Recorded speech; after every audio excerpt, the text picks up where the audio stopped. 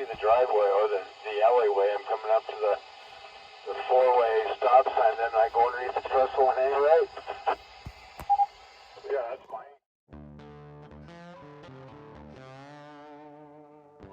Hey folks, it's Shane. Just want to share this little impromptu video here I got going on. I'm listening to a rag chew of two guys on the radio, and you see that it was showing up on a repeater over in Minnesota. That's about 40 miles to the southwest of me. The thing is, those two hams talking, they're about 100 miles to the north of me, and they're not using a repeater. They're using simplex. This is their little personal call-in frequency for rag chewing amongst themselves, which is perfectly fine, and a lot of people do that. And they happen to be on a repeater frequency, which again, if you're trying to be out of the way and not have everybody hear your private conversations, that's again not a bad tactic. Some hams will argue that you're violating the band plan, and I get that. But if you're using a frequency that's not designated to an area repeater, then, you know, in my opinion, nobody's really going to know the difference. Except for in this case.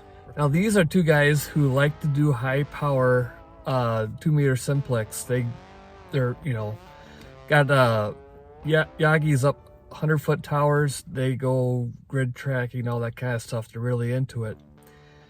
But they don't dial it back down when they're talking to themselves when they're 5 miles apart. They're still cranking out 500-600 watts on 2 meters. So people 100 miles away who actually monitor that repeater frequency are hearing their rag chew. Now, for people that use that repeater, that's definitely an annoyance. For me, again, I don't care. It's not that big of a deal.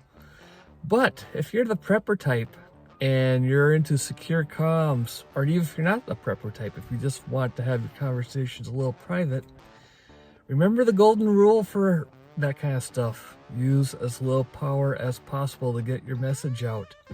This is a perfect example of cranking it up to 11 and you're splattering out all over the place. So common courtesy, yeah, that's kind of a negative. But if you're trying to be low-key and keep your conversation somewhat private, low power is the way to go. All right, folks, that's a quick one. Have a good one.